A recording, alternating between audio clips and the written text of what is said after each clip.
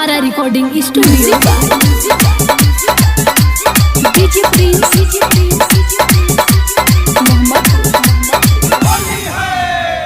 होली में हल्ला काहे कोइले बारू इज्जत के धजिया उड़ाइले बारू। होली में हल्ला काहे कोइले बारू इज्जत के धजिया उड़ाइले बारू। साफ साफ बोलाव खोली के ए भौजी आज हम ही लगाए। ए भौजी आज हम ही लगाए डाले दो रंगवा चोली में।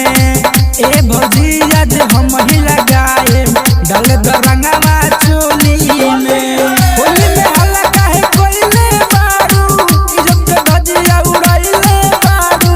होली में हल्ला काहे कोइले बारू इज्जत के धजिया उड़ाइले बारू।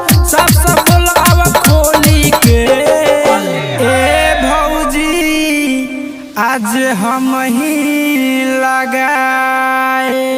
ए भौजी आज हम ही लगाए डाले द रंगवा चोली में।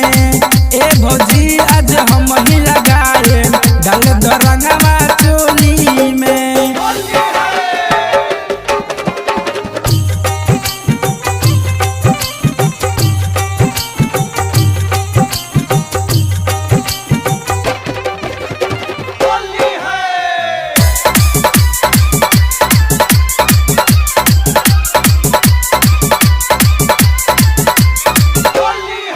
जब रंगवा लगाए नहीं केहू से बताए।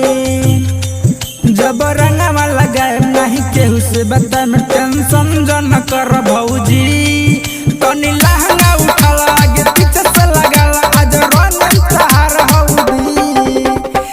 रंग में देखो न हइले बानी तहार पीछे लगइले बानी।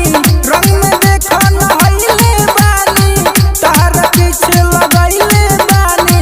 करन बात सुन गोली के ए भौजी आज हम ही लगाए। ए भौजी आज हम ही लगाए डाले द रंगवा चोली में। ए भौजी आज हम ही लगाए डाले द रंगवा चोली में। डीजे प्रिंस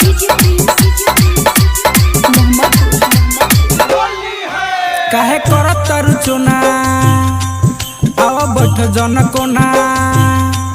काहे करत तारू चोना आव बैठ जन कोरा। भैया नहीं खन घरे सऊदी कहे तो ना बिहारी तहार दे होई भारी। अब गोदी में खेलबू भौजी लगत यार का हम धइले बानी। पूरा सिवान में हम छइले बानी। लगत यार का हम धइले बानी। पूरा सिवान में हम छइले बानी। खोल के देखावा ना चोली के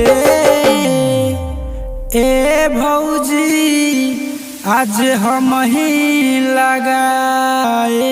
ए भौजी आज हम ही लगाए डाले द रंगवा चोली के। ए भौजी आज हम ही लगाए डाले द रंगवा चोली।